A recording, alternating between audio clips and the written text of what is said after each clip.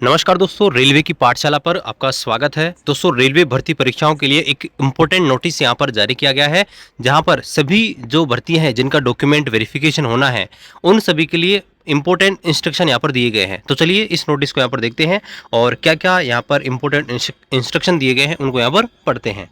आप हमारी website rrblife.com पे आ सकते हैं और यहाँ पर आपको रेलवे भर्ती के सभी अपडेट, सभी नोटिस यहाँ पर देखने को मिल जाएंगे। तो यहाँ पर देखिए रेलवे लेटेस्ट अपडेट पे क्लिक करते हैं और यहाँ पर देखिए अभी जो डॉक्यूमेंट वेरिफिकेशन के रिगार्डिंग यहाँ पर जो लेटर आया है उसको आप डाउनलोड कर सकते हैं।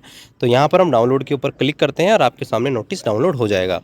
तो यहाँ पर देखिए प्रमाण पत्र व उम्मीदवारिता के सत्यापन बाबत आवश्यक सूचना, यानी कि रेलवे में जो डॉक्यूमेंट वेरिफिकेशन है और कैंडिडेचर का जो वेरिफिकेशन है उसके संदर्भ में इम्पोर्टेंट सूचना यहाँ पर है।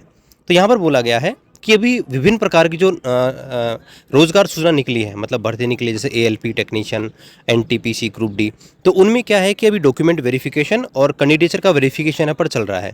तो यहाँ पर आरआरबी भोपाल है, उन्होंने ये कहा है कि जो भी कैंडिडेट हैं जिनको डॉक्यूमेंट वेरिफिकेशन के लिए बुलाया जा रहा है, वो अपने सभी डॉक्यूमेंट को रेलवे के फॉर्मेट में यहाँ पर बनवा लें और OIRMS पोर्टल पर अपलोड करें। और देखिए फॉर्मेट जो है वो मैंने आपको बता रखे हैं। फॉर्मेट भी दोस्तों आप हमारी वेबसाइट से डाउनलोड कर सकते हैं, ठीक है। यहाँ पर बता रखा है कि वही प्रपत्र, प्रमाण पत्र व उम्मीदवारिता के सत्यापन के दौरान प्रस्तुत करें, ठीक है। इनका अपलोड ही करना है और ओरिजिनल भी दोस्तों वही लेके आपको जाने रहेंगे। यदि किसी उम्मीदवार के द्वारा अपलोड प्रस्तुत किया गया प्रमाण पत्र में कोई कमी पाई जाती है तो उसकी उम्मीदवारिता सही प्रमाण पत्र प्रस्तुत करने के लिए 15 दिन तक विदहेल्ड कर दी जाएगी। यानी कि अगर गलत डॉक्यूमेंट है 15 दिन आपको एक्स्ट्रा यहाँ पर दिए जाएंगे और उम्मीदवार को मेडिकल टेस्ट के लिए पात्र नहीं माना जाएगा। तब तक दोस्तों वो सही डॉक्यूमेंट नहीं जमा करवाता, तब तक उसे मेडिकल एग्जाम के लिए नहीं भेजा जाएगा। और अगर वो सही डॉक्यूमेंट नहीं जमा कराएगा उन 15 दिनों के अंदर, तो फिर उसे उसका कैंडिडेचर कैंसिल कर दिया जाएगा, यानी कि उसे जॉब वगैरह नहीं मिलेगी। आगे यहाँ पर बताया गया, नीचे एक परफॉर्मा दिया गया है और तो आपको उसी परफॉर्मा में यहाँ पर लेके जाने हैं। तो यहाँ पर आप देख सकते हैं, जैसे यहाँ पर देखिए सीरियल वाइज बता रखा है। जैसे अगर आपने फॉर्म में किसी प्रकार का, जैसे नाम, पिता का नाम, डेट ऑफ बर्थ, ठीक है, परीक्षा उत्तीर्ण करने का वर्ष, अगर किसी प्रकार का कुछ भी आपने गलत भर दिया था फॉर्म भरते टाइम पे, तो आपको जो है एफिडेविट चाहिए था। तो आपने एफिडेविट रिक्वायर्ड है, तो आपने सबमिट किया या नहीं, तो वो आपको यहाँ पर करना रहेगा, ठीक है। इसके अलावा 10th 12th की मार्कशीट है वो आपको लेके जानी पड़ेगी, सेल्फ अटेस्टेड। इसके अलावा अल्पसंख्यक जो उम्मीदवार हैं, माइनॉरिटी कैटेगरी के, ठीक है, उनको अपना डॉक्यूमेंट के लिए एनेक्सर नंबर 4 में जो दिया गया है वो आपको लेके जाने हैं। SC ST वाले जो हैं उनको यहाँ पर देखिए एनेक्सर 1 दिया गया है, वो यहाँ पर बनवा के लेके जाना है। OBC वालों को एनेक्सर नंबर 2 में जो फॉर्मेट दिया गया है वो वाला बनवा के लेके जाना रहेगा, ठीक है। इसी प्रकार से EWS वालों को एनेक्सर नंबर 3 में जो डॉक्यूमेंट फॉर्मेट दिया गया है उसमें बनवा रहेंगे। EWS वालों को 3 में, EBC वालों को 3A के अंदर, ठीक है।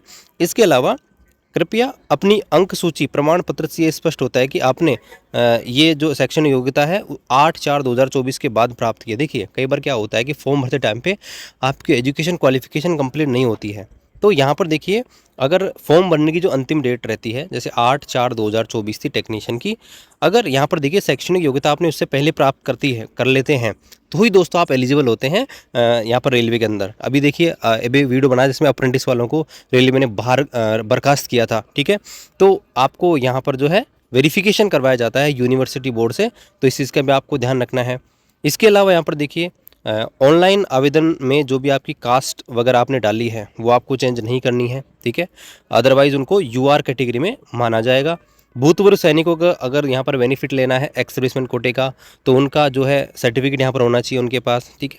इसी प्रकार से जो PWD कैंडिडेट हैं उनका आपको डिसेबिलिटी सर्टिफिकेट चाहिए और यहाँ पर NOC वगैरह आपको चाहिए। तो ये देखिए सारे जो फॉर्मेट हैं दोस्तों वो आप यहाँ पर वेबसाइट पे आएंगे हमारी पे, और यहाँ पर आप आएंगे तो यहाँ पर आपको ऑप्शन दिया जाएगा इम्पोर्टेंट फॉर्मेट्स का।